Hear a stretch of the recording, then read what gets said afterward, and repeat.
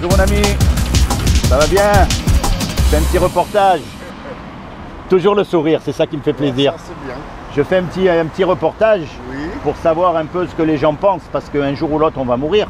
Ça oui, ça c'est vrai. Et après, qu'est-ce qui va se passer? Tu as déjà pensé? Ah bah, c'est ce qui est passé, on ne sait pas.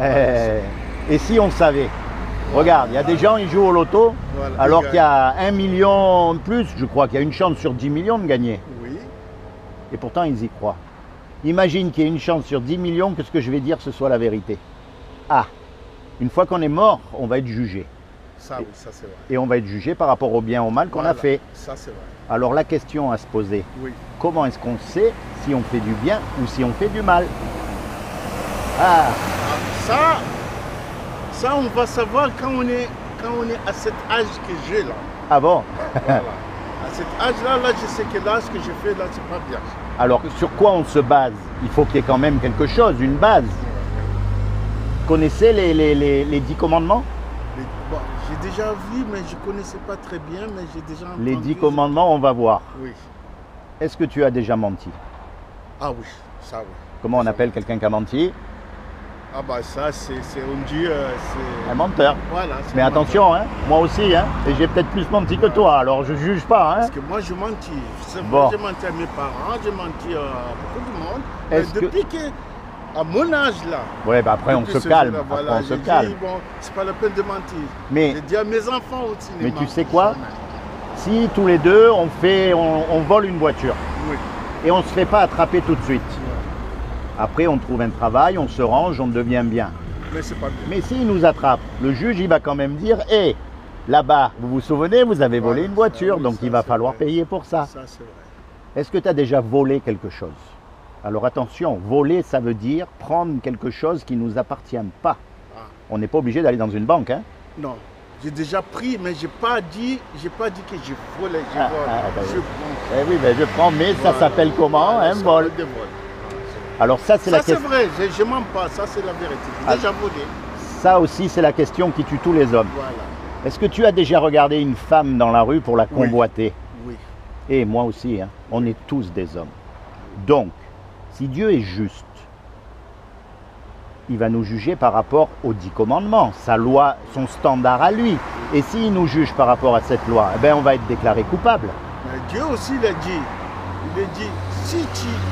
Là, par exemple, je vole ça sur toi, mais je viens te voir toi, pardon parce que je t'ai volé, même si tu ne savais pas, si tu me pardonnes. Il efface. C'est vrai, il efface. Mais combien de fois on a volé et on n'a pas rendu? Et le mensonge. Donc si Dieu, il est juste. Il est toujours juste. Il va nous condamner parce qu'il est obligé. Il est juste. Mais si on pardonne, Dieu il pardonne parce que des fois on oublie, parce que le monsieur, on ne l'a pas dit. Mais Dieu il va te pardonner. Ah, Dieu, il n'oublie pas. Le monsieur il va te pardonner? Et maintenant, la condamnation de Dieu, c'est quoi? C'est l'enfer. Pour l'éternité. Et ça, on ne veut pas y aller. Moi, je ne veux pas qu'il y aille. Et je vais dire une chose, même Dieu, il ne veut pas qu'on y aille. Tu as des enfants? Oui, j'ai des enfants. Bon, des fois, il faut leur donner la fessée. Il a fallu leur donner la fessée, normal. Mais l'État, il ne veut pas. Mais s'il fallait donner ta vie pour ton fils ou ta fille, tu n'hésiterais pas une seconde. C'est ce que Dieu, il a fait pour nous. Il y a 2000 ans, ce qu'on croit, nous, c'est qu'il est descendu sur terre et il a pris une forme humaine qui s'appelle Jésus. Et il a dit, quiconque croit que ce que Jésus a fait sur la croix, quiconque se l'approprie pour lui, il sera sauvé. Ce qui veut dire qu'en fait, quand Jésus est venu, il est mort à notre place sur la croix. Il a pris ton péché, il a pris mon péché, lui qui n'avait jamais péché, et il est mort à notre place. C'est un peu comme si on fait un braquage, on va voler une banque, on passe devant le juge, et le juge il dit voilà, tous les deux là, vous devez payer 1 million d'euros. Et on n'a pas les sous. Ah, on est perdu. Et puis il y a un monsieur qui arrive, qu'on ne connaît même pas, qui met les sous sur la table pour qu'on soit libre. C'est ce que Jésus a fait pour nous. C'est-à-dire qu'il est venu se sacrifier, lui qui était pur et sans péché, pour que son sacrifice soit accepté de Dieu. Parce que Dieu, il n'accepte pas les sacrifices à moitié malades, les moutons à moitié boiteux. Non, il faut que le sacrifice y soit parfait, il faut que ce soit le meilleur. Et c'est pour ça qu'il a envoyé son propre fils. C'est fou, hein? Et il a dit, quiconque croit ça, il sera sauvé. Alors moi, mon but, c'est pas de t'amener dans une église ou dans une secte. Non, quand tu es tout seul. Surtout maintenant, tu arrives à un âge mûr, commence vraiment à te rapprocher de Dieu. Commence à lui parler, à dire voilà, moi j'ai telle question, moi j'ai tel doute. Moi, il y a des gens qui ne croient pas et je leur dis, ben, dis à Dieu que tu ne crois pas, c'est pas grave. Il préfère quelqu'un qui est honnête dans son cœur, mais qui se rapproche de lui quand même avec ses vraies questions. Moi j'ai souffert quand j'étais petit, alors je suis en colère contre toi. Enfin, vraiment être honnête. Et Dieu, il va se révéler. Et le jour où on meurt, mais mon ami, on n'a plus à avoir peur de la mort, parce qu'on est sauvé. Tu comprends? Oui, je comprends. C'est pour ça. Est-ce que tu as une Bible à la maison? Oui, j'ai une Bible à la maison, parce qu'il y a une dame qui m'a déjà donné 2 fois. Eh ben dis-moi, toi, alors, on peut dire que Dieu, il te court après, hein? Il m'a dit, va lire. Il faut lire. Lire-le, tu vas le comprendre. Commence dans le livre de Jean.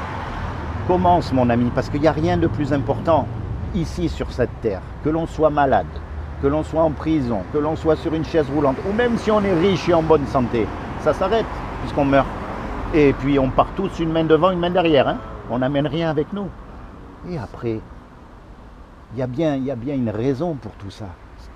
Dieu existe. Ça existe. Et il nous aime. Je suis d'accord. Là, je suis d'accord. Dieu existe.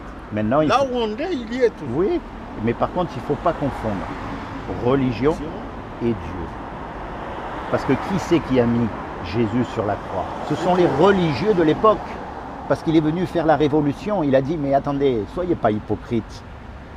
Mettez-vous pas une belle robe pour marcher dans la rue et faire croire que vous êtes des hommes de Dieu. Qu'est-ce que vous êtes? Qui c'est qui a jamais menti? Qui c'est qui a jamais volé?